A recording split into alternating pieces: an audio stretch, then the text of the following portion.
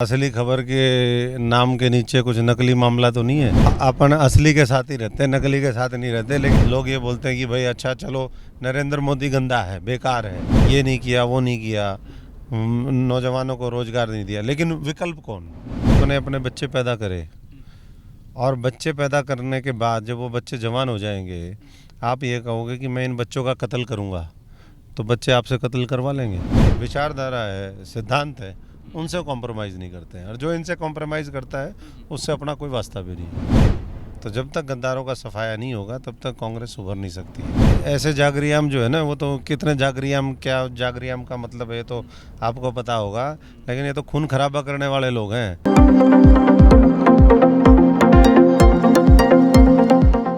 दोस्तों नमस्कार, असली खबर पर आपका स्वागत है। मैं विकास जांगड़ा। आज की असली खबर हम जिनसे लेने आए हैं वो शख्सियत हैं जो इन दिनों प्रदेश में ये बता रहे हैं कि देश में असली कांग्रेस पार्टी कौन सी है। हालांकि उन्होंने भी एक कांग्रेस ही ज्वाइन की है। ज़्यादा जानकारी के लिए उन्हीं के पास चलते हैं। नाम अशोक तंवर जी हैं, पूर्व सांसद रहे हैं। रिकॉर्ड बनाया था जब सांसद में भी जीते थे, और अब फिर प्रदेश में किस तरीके की तैयारी है, क्या उनके भविष्य की योजनाएँ हैं, उन सब पर हम बात करेंगे। सर, आपका हमारे चैनल पर स्वागत। जी बहुत बहुत धन्यवाद। असली खबर के नाम के नीचे कुछ नकली मामला तो नहीं है ना सर, ऐसा कुछ अपन असली के साथ ही रहते हैं, नकली के साथ नहीं रहते। लेकिन आज समय ऐसा है, एक किसी मशहूर फिल्म का, बहुत पुरानी फिल्म थी, उसका गाना था, खाली डब्बा खाली बोतल खाली है संसार, खाली की गारंटी दूंगा भरे हुए की क्या गारंटी। तो आजकल नकली की तो गारंटी मिल सकती है, असली की कम मिलती है। तो आप असली वाले मिले हो तो फिर अपनी बात जमेगी और ऐसे ही लोगों के माध्यम से देश में बड़ा बदलाव आएगा। जी, हमारा भी बिल्कुल प्रयास है कि असली बात ही लोगों तक पहुंचे। हमारी टैगलाइन भी वही है कि खबर वही जो असली हो। तो आप भी सर, कल परसों का बयान है आपका, वो असली से ही शुरू कर लेते हैं। आपने कहा कि देश में असली कांग्रेस तो तृणमूल है, बाकी तो कांग्रेस ही है, तो गद्दार हैं। देखिए, वो मैंने इस संदर्भ में बात कही कि जो लोग मजबूती से विचारधारा, सिद्धांतों की, नैतिकता की, सच्चाई, ईमानदारी की और ज़मीनी स्तर की राजनीति करते हैं, उन्हीं को तो असली कहा जाता है। और उसके पर्याय के तौर पर ममता जी हैं। ममता दीदी के साथ आज से 30-35 साल पहले ऐसा ही हुआ जैसा हमारे साथ 2 साल पहले हुआ। मेहनत कोई करता था, वफादारी, ईमानदारी, मेहनत, संघर्ष किसी और का होता था, और लास्ट में जो है, जो साठ-गांठ की राजनीति करते हैं, ड्राइंग रूम में बैठे रहते हैं, हवाई लोग हैं, वो फिर जा कर के व्यवस्था के ऊपर, जब व्यवस्था बनने लग जाती है या बनने वाली होती है, तो किसी और के इशारे पे वो अपना हक जताने लगते हैं। और इसीलिए आज लगातार कांग्रेस धरातल पर गई, क्योंकि जो वैसे कर्मठ और जुझारू साथी थे वो छोड़ते गए। इसीलिए मैंने कहा कि ये असली कांग्रेस है, और आने वाले समय में यही कांग्रेस के जो असली विरासत है, चाहे वो स्वतंत्रता संग्राम की हो, चाहे हमारे देश के ताने बाने को लेकर के हम बात करें, जो हमारी संस्कृति है, उसको यही प्रतीकात्मक रूप में आगे दिखाएगी। सर, आपने संघर्ष की बात की। संघर्ष आपने भी जेएनयू से शुरू किया, लंबा आपका वक्त गुजरा, और जी, उसके बाद जो है आप सांसद भी बने। कांग्रेस पार्टी ने आपको बहुत कुछ दिया, और अब आप उसी कांग्रेस को जो है, कहा जाए तो पानी पी के कोस रहे हैं। कांग्रेस ने जो हमें दिया, हमने क्या कांग्रेस को कम दिया? हमने तो अपनी जान की कुर्बानी लगा रखी थी। रीढ़ की हड्डी में सर से लेकर के गुंडों ने अटैक किया, उत्तर प्रदेश में पुलिस ने अटैक किया, एक्सीडेंट हुए। इसी कांग्रेस के लिए हमने तो हर चीज़ कुर्बान करी। तो उन्होंने दिया, इसका मतलब ये नहीं है। आपने अपने बच्चे पैदा करे और बच्चे पैदा करने के बाद जब वो बच्चे जवान हो जाएंगे, आप ये कहोगे कि मैं इन बच्चों का कत्ल करूँगा, तो बच्चे आपसे कत्ल करवा लेंगे। तो इसलिए ये जो लॉजिक है, हालात और परिस्थितियाँ, वो इन चीज़ों का मूल्यांकन करती है कि कौन सही था, कौन गलत था।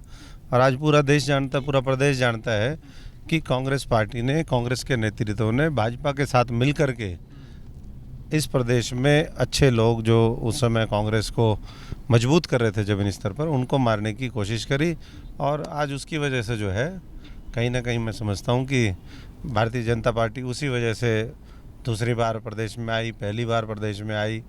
और जब तक वैसे लोग जो गद्दार लोग हैं, एक गद्दार है एक वफादार है, तो जब तक गद्दारों का सफाया नहीं होगा तब तक कांग्रेस उभर नहीं सकती है। आप सर गद्दारों की बात कहते हैं, कांग्रेस की बात कहते हैं, लेकिन कोई भी पार्टी जो है वो संगठन से खड़ी होती है। आप भी जानते हैं, आप संगठन के आदमी भी रहे हैं, प्रदेश अध्यक्ष भी रहे कांग्रेस में। अचानक से तो कोई ऐसा संगठन आपको लगता है कि दिन रातों रात खड़ा हो जाएगा राजनीति में, जो एकदम से आज बीजेपी और कांग्रेस अगर मिली भगत की बात करते हैं हम, तो इलेक्टोरल पॉलिटिक्स में एक नंबर भी तो एक गेम है ना। नहीं, नंबर गेम तो हमारे तो गांव-गांव में लोग हैं, संगठन उसको सिर्फ अमली जामा पहनाने का काम करना है। जैसे दूल्हा तो आदमी तो वही होता है, उसको जब आप दूल्हा बनाते हो, बारात बुरूत में सब तैयारी होती है, उसको कपड़े कुपड़े ही तो बदलने होते हैं, आदमी वही है। तो ऐसे ही जो है सिस्टम खड़ा हुआ है, उसको सिर्फ हमें संगठन के रूप में देखना है। हमने तो जीवन भर यही काम किया है, गांव-गांव में हमारे लोग हैं, लोगों की भावना है, लोगों को पता है कि यही वो व्यक्ति है जिसने जब 5 साल विपक्ष की भूमिका निभानी थी तो हरियाणा में कोई और दल था ही नहीं, केवल अशोक तंवर और उसके साथी विधानसभा घेराव करते थे, संसद मार्च करते थे, हरियाणा की सड़कों के ऊपर लड़ते थे, हर मुद्दे को उठाते थे। तो वो लोग आज भी अपने आप को उपेक्षित महसूस करते हैं। उनको हमने उनकी शक्ति का सदुपयोग करना है, एक डायरेक्शन देनी है और संगठन खड़ा हो जाएगा। एक संगठन और है सर आपका, अपना भारत मोर्चा। आपने कुछ दिन पहले लॉन्च भी किया है कांग्रेस पार्टी से, जब 2 साल पहले आप अलग हुए, ठीक है। अब उसका क्या होगा, वो राजनीतिक दिशा पकड़ेगा क्या है, या वो अभी ठंडे बस्ते में? नहीं, अपना भारत मोर्चा ना तो राजनीति की वजह से बनाया गया था, उसका एक ही उद्देश्य था कि इस देश को बचाना सबसे महत्वपूर्ण है। व्यक्ति बचे ना बचे, लेकिन देश बचेगा। देश के जो महत्वपूर्ण मुद्दे हैं उनके ऊपर लोगों को जागरूक करना, नया नेतृत्व तैयार करना, तो ये मुहिम चलती रहेगी। अगर हम अपना समझते हैं इस देश को, तो हर व्यक्ति को अपना दायित्व उसमें भूमिका सुनिश्चित करनी चाहिए देश बचाने की, और वो मैं समझता हूँ कि चलता रहेगा। तृणमूल कांग्रेस एक राजनीतिक पार्टी है, राजनीतिक दल है, वो एक नॉन पॉलिटिकल मंच है।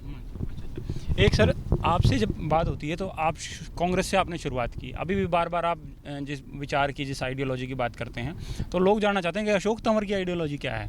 तंवर जी कांग्रेस में रहे, अभी भी फिर कांग्रेस में ही चले गए एक किस्म से। तो क्या मैं रातों रात क्या भाजपा ही बन जाऊँ क्या?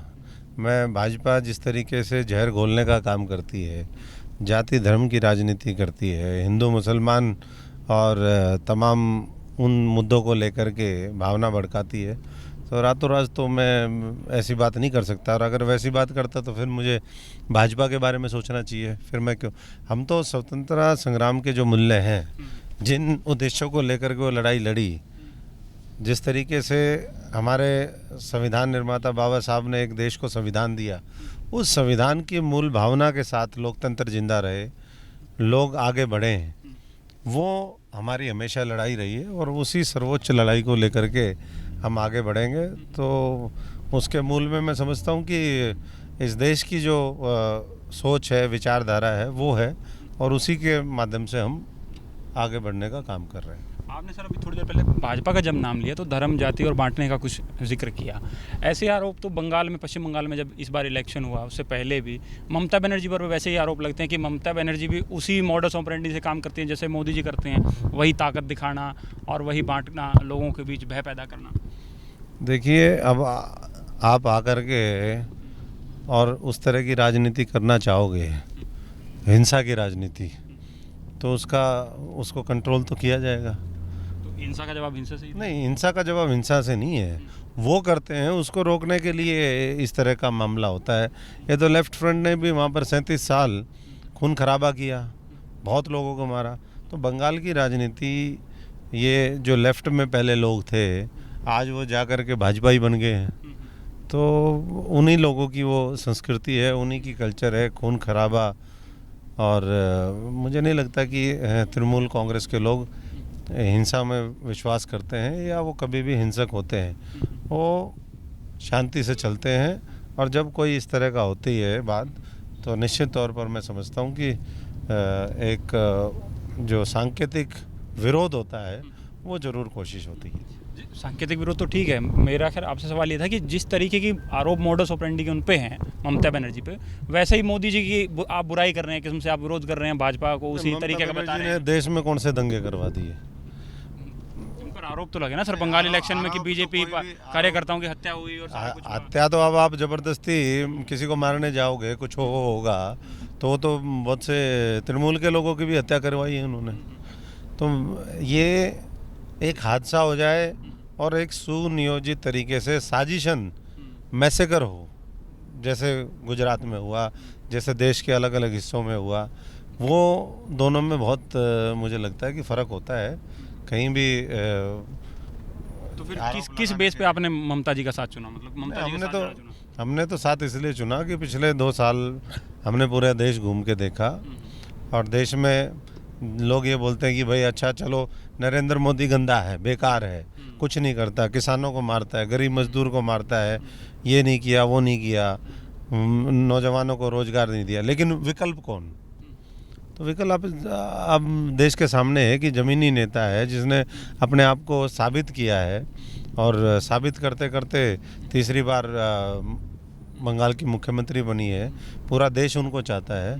तो हमारे जैसे नौजवानों की साधारण परिवार से आए हुए लोगों का ये दायित्व बनता है, क्योंकि हम भी तो उस पैमाने पे संघर्ष के और साबित करने के कहीं मायावती जी नहीं आती, नीतीश कुमार नहीं आते? वो तो कॉम्प्रोमाइज़ हो चुके हैं सारे, वो तो भाजपा की गोदी में बैठे हुए सारे लोग हैं। तो जो लड़ेगा, लड़ाकू लोग उनका साथ देंगे। देश बचाने के लिए जो आगे आएगा उसको समर्थन मिलेगा। जो सरेंडर कर जाएंगे, घुटने टेक जाएंगे, उनको कोई समर्थन नहीं देता, ना वो खुद ही के नहीं है तो दूसरा उनके साथ क्यों खड़ा होगा? आपने सर सरेंडर और घुटने टेकने की बात करी, इनेलो उसने भाजपा के साथ सरकार भी बनाई, और अभी पिछले दिनों भी चौटाला साहब का बयान आया कि परिस्थितियां देखी जाएंगी फिर शायद सरकार बना लें। जेजेपी तो सरकार में है ही, और एलनाबाद चुनाव में आपने अभय चौटाला जी का समर्थन किया। मैंने तो किसान मजदूर का समर्थन किया जो 1 साल से बॉर्डर पे बैठे थे, और किसी व्यक्ति ने अगर उनका नाम ले करके उनके कॉल पे अगर डिसीजन लिया सदस्यता छोड़ने का, तो मैंने तो उसको समर्थन दिया। मैंने किसी व्यक्ति विशेष को नहीं दिया, ना किसी पार्टी को दिया, और ये हमने खुले सार्वजनिक तौर पर बात कही। तो हम तो देश हित में बात करते हैं, देश की आवाम क्या चाहती है उसके हिसाब से हमेशा हमारा निर्णय होता है, और आज देश यही चाहता है कि ममता दीदी वो फ्रंट से लीड करें, और इस देश 2024 की प्लानिंग चल रही है ना? हाँ, तो 24 की प्लानिंग है, और उसके साथ साथ जो है मैं समझता हूँ कि देश बचाना और बनाना ये भी तो एक दिन में काम नहीं होगा ना, ये भी तो लगातार लड़ाई जारी रहेगी। ठीक सर, जैसे आपने जो है देश बचाने की बात की, सारी चीज़ों की बात की, अभी हरियाणा में आप संगठन को किस तरीके से देखते हैं? और जब पिछली बार तृणमूल कांग्रेस आई थी, संगठन भी खड़ा हुआ, 10-12 जिलों में पदाधिकारी भी बनाए गए, इस बार किस तरीके की प्लानिंग है, किस तरीके से अलग होगा? देखिए, हम तो आंदोलन और छात्र जीवन युवा राजनीति की उपज हैं। हर गांव में हमारे लोग हैं। वो तृणमूल कांग्रेस अलग थी, आज की तृणमूल कांग्रेस अलग है। आज उनके पास एक सक्षम नेतृत्व है ज़मीनी स्तर पर, और आने वाले समय में 3-4 महीने में हम दिखा देंगे पूरी ताकत। मतलब आप कह रहे हैं कि इस बार जो है 2024 में बीजेपी का विजय रथ रोक देंगे, ऐसा? बीजेपी का तो विजय रथ तो पहले ही रोका हुआ था, तो कांग्रेसियों की मेहरबानी है, 2 बार प्रदेश में बीजेपी की सरकार है। यही लोग सांठ-गांठ करके, अभी उन्होंने ही तो इलाहाबाद में अपनी खुद की जमानत जब्त करवाई। कौन लोग हैं ये? और ऐसे लोगों के खिलाफ जब तक लोग ये नहीं समझेंगे, लोगों को भी समझना जरूरी है कि कौन उनका हितैषी है, कौन उनके खिलाफ है, और जब तक ऐसे लोगों को वो जीवनदान देते रहेंगे, राजनीति में उनको आगे बढ़ाते रहेंगे, तब तक उनका शोषण होता रहेगा, और यही हो रहा है। आप सर जो बार बार एक जिक्र कर रहे हैं देश बचाने का और बीजेपी के विरोध का, ठीक है, ममता बनर्जी खुद जब बीजेपी की सरकार थी 2 बार रेलवे मिनिस्टर रही है। कल सुरजेवाला जी भी यही कह रहे थे कि ममता बनर्जी क्या कहती हैं, यूपीए को लेकर क्या कहती हैं, उनका खुद का एक स्टैंड नहीं है। स्टैंड क्यों नहीं है? देखिए, वो उस समय जब वो छोड़ करके गई, उन्होंने भी देखा, जब व्यक्ति जाता है तो ये सोच के जाता है कि भाई सारा जो है हम सिस्टम बनाएंगे, नए सहयोगी होंगे। उस समय तो उनकी लेफ्ट और कांग्रेस लड़ना नहीं चाहती थी, लेफ्ट के साथ लड़ाई थी, उनको आवश्यकता। पहले की बात हुई ना, 2001 की बात हुई, उसी टाइम की आप पूछ रहे हैं, 2001 की बात, उसी टाइम की आप बात कर रहे हैं ना कि वो उनकी सरकार। उसके बाद भी एक बार फिर मंत्री बनी ना 2003। नहीं, देखिए, वो जब मंत्री बनी उसके बाद तो यूपीए में भी रही वो, तो फिर यूपीए ने क्यों लिया उनको? क्यों सोनिया जी ने और बाकी लोगों ने क्यों लिया? अगर इतनी वो थी अनटचेबल तो फिर क्यों लिया था उनको? नहीं, अनटचेबल नहीं, वो कह रहे हैं कि स्टैंड नहीं है, जैसे आप कह रहे हैं कि फर्म स्टैंड जो है वो लेंगे। देखिए, स्टैंड तो समय के हिसाब से, परिस्थितियों के हिसाब से स्टैंड बनता है, और जो समय की रिक्वायरमेंट होती है उसके हिसाब से आज उनको लगता है कि बीजेपी के खिलाफ मजबूती से लड़ाई लड़ने की ज़रूरत है, और उसमें जो है विपक्ष को एकजुट होकर के लड़ाई लड़नी चाहिए। और अगर लोग उनको एक्सेप्ट कर रहे हैं, लोग उनको इस काबिल समझते हैं कि वो लीड कर सके नरेंद्र मोदी और भारतीय जनता पार्टी के खिलाफ, तो मुझे लगता है कि सब साथियों का साथ देना चाहिए। तो यहाँ की बात कर लेते हैं सर, आपने संगठन खड़ा कर लिया, 2 मिनट के लिए मान लेते हैं, सारा कुछ हो गया, बीजेपी के खिलाफ लड़ाई भी मजबूत होगी, लेकिन कहीं ना कहीं वो आंकड़ा शायद छूने से रह गए, और परिस्थितियाँ ऐसी बनती हैं कि बीजेपी के साथ सरकार बन रही हो, फिर हम एक तरफा सरकार बनाएंगे, और दूसरा, अशोक तंवर कोई निजी स्वार्थ में कभी ना तो लालच करता है, और आप लोगों ने देखा भी है इस बात को, सारे लोग इस बात को जानते हैं। अपनी लड़ाई नहीं, हम तो अपने साथियों की लड़ाई लड़ते हैं, मुल्क की आवाम की लड़ाई लड़ते हैं, और जो मुद्दे होते हैं, विचारधारा है, सिद्धांत है, उनसे कॉम्प्रोमाइज़ नहीं करते हैं, और जो इनसे कॉम्प्रोमाइज़ करता है उससे अपना कोई वास्ता भी नहीं है। विचारधारा, सर आप दोबारा आगे, मेरा वो सवाल बीच में भी रह गया था, विचारधारा क्या है अशोक तंवर की? ये अशोक तंवर की विचारधारा ये है कि देश एक रहे, इस देश के लोग प्यार प्रेम शांति से आगे बढ़ें। तो बीजेपी वाले भी वैसे ही कहते हैं। बीजेपी वाले कहते हैं ना, कहता तो सब कुछ तो है। बल्कि संघ तो वयम राष्ट्र जागरियाम, जागरियाम तो ऐसे जागरियाम जो है ना, वो तो कितने जागरियाम, क्या जागरियाम का मतलब है तो आपको पता होगा, लेकिन ये तो खून खराबा करने वाले लोग हैं। ये तो अपने हरियाणा कितनी बार जलाया।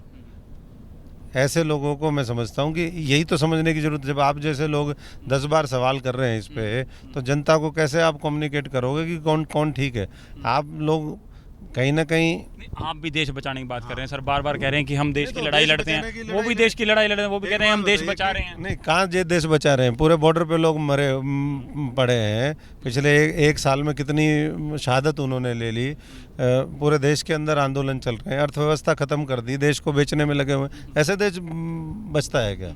वो कौन से देश को, वो तो देश को मिटाने में लगे हुए हैं। बड़े बड़े महापूंजीपति, दुनिया की जो बड़ी ताकतें हैं, उनके इशारे पर काम करने वाले लोग क्या देश बचाएंगे? तो आपके हिसाब से देखा जाए तो आज कांग्रेस कहती है कि हम देश बचा रहे हैं, आपने उसका साथ भी छोड़ दिया, आप तो कह रहे हैं कि वो तो गद्दार यार देखो, ये तो समय बताएगा। अशोक तंवर के कहने पे मत जाइए। मैंने जो कह दिया वो कह दिया, ये कोई काउंटर आर्ग्यूमेंट का कोई प्रश्न नहीं है। मैं सिर्फ इतना ही कहूँगा कि देश जज करेगा, और आज के समय में ममता बनर्जी जी, मुझे लगता है कि एक देश के सामने बहुत मजबूत सशक्त विकल्प हैं, जो आने वाले समय में इस देश को लीड करेंगी। उसमें सभी साथियों का सहयोग अनिवार्य भी है, अपेक्षित भी है, और मुझे लगता है कि लोग साथ देंगे। आपसे सर आखिरी सवाल, फिर बातचीत को कंक्लूड करते हैं। तो कितनी जल्द जो है हम देखेंगे कि हरियाणा में तृणमूल कांग्रेस का संगठन जो है विस्तार ले रहा है, और कुछ पदाधिकारी ऐसे अनाउंसमेंट कुछ?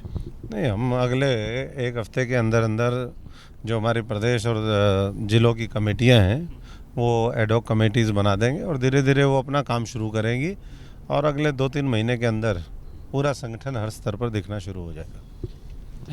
Thank you sir. दोस्तों, ये थे अशोक तंवर जी, जिन्होंने बताया कि अब आगे उनकी क्या प्लानिंग है और क्यों उन्होंने तृणमूल कांग्रेस में ममता बनर्जी के ही साथ जाना चुना, किस तरीके से देश के आगे की दिशा, राजनीति की दिशा जो है वो आगे ले जाने जा रहे हैं।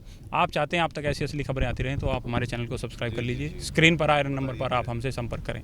धन्यवाद।